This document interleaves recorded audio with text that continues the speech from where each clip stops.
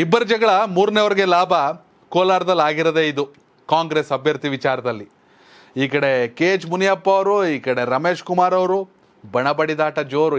ನಾನು ರಿಸೈನ್ ಮಾಡಿಬಿಡ್ತೀನಿ ಶಾಸಕರುಗಳು, ನಾನು ರಿಸೈನ್ ಮಾಡಿಬಿಡ್ತೀನಿ, ಯಾವ ಕಾರಣಕ್ಕೆ ಅವ್ರಿಗೆ ಟಿಕೆಟ್ ಕೊಡಬಾರ್ದು ಅಂತ KPCC ನೋಡಲ್ಲ ಏನೇನು ಮಾಡ್ತಾರೆ ಏನೇನು ಅಂತ.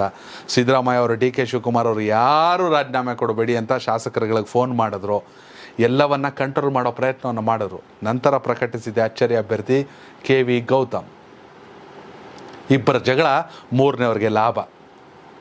ಆದರೆ ಈ ಎರಡೂ ಬಣಗಳನ್ನು ಜವಾಬ್ದಾರಿಯಿಂದ ತೆಗೆದುಕೊಂಡು ಇಬ್ಬರ ಮನವನ್ನು ಒಲಿಸ್ಕೊಂಡು ಸಾಗಬೇಕಾದಂಥ ಅತಿ ದೊಡ್ಡ ಜವಾಬ್ದಾರಿ ಇದೀಗ KV ಗೌತಮ್ ಮೇಲಿದೆ.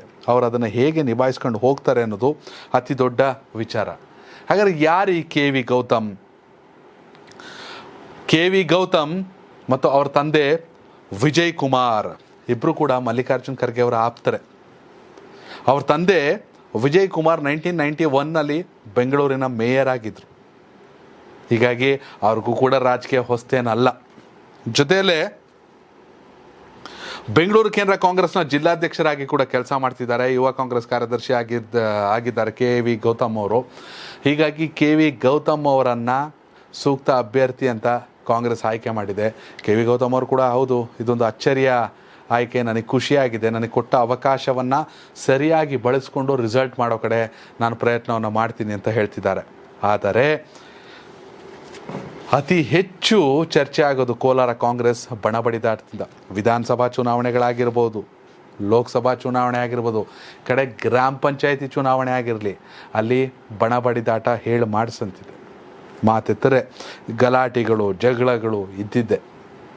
ಹೀಗಾಗಿ ಟಿಕೆಟ್ ಮಿಸ್ ಆಯಿತು ಅಂತ ರಮೇಶ್ ಕುಮಾರ್ ಬಣದವರು ಅಥವಾ ಮುನಿಯಪ್ಪ ಅವರು ಬಣದವರು ಅವರುಗಳು ಎಷ್ಟರ ಮಟ್ಟಿಗೆ KV ಗೌತಮ್ ಅವರನ್ನು ಅಪ್ಕೊಂಡು ಹೋಗ್ತಾರೆ ಅನ್ನೋದು ಕೂಡ ಸಾಕಷ್ಟು ಚರ್ಚೆ ಆಗ್ತಿರುವಂಥ ವಿಚಾರ. ಹೀಗಾಗಿ ಕೋಲಾರ ಕಾಂಗ್ರೆಸ್ಗೆ ಒಂದು ರೀತಿಯ ಕಗ್ಗಂಟಾಗಿದೆ. ಎಲ್ಲವನ್ನ ಹೈಕಮಾಂಡ್ ಹೇಗೆ ನಿಭಾಯಿಸುತ್ತೆ? ಸೈಲೆಂಟ್ ಆಗ್ಬೋದು, ನ್ಯೂಟ್ಲ್ ಆಗ್ಬಿಟ್ರೆ ನಮ್ಮ ಕಡೆಯವ್ರಿಗೆ ಸಿಗಲಿಲ್ಲ ಅಂತ.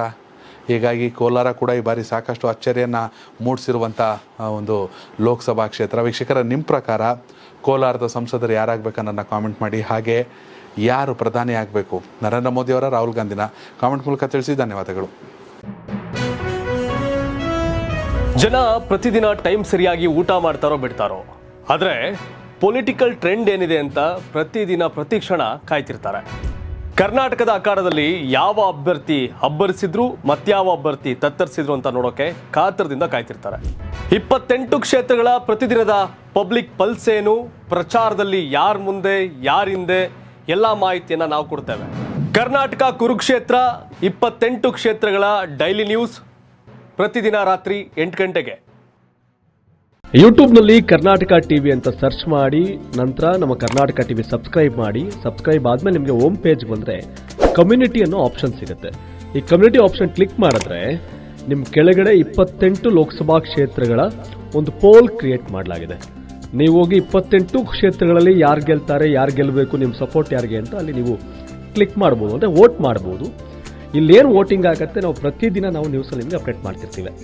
ಇದು ಮತದಾನದ ದಿನದವರೆಗೂ ಕೂಡ ಈ ಪೋಲಿಂಗ್ ಓಪನ್ ಇರುತ್ತೆ.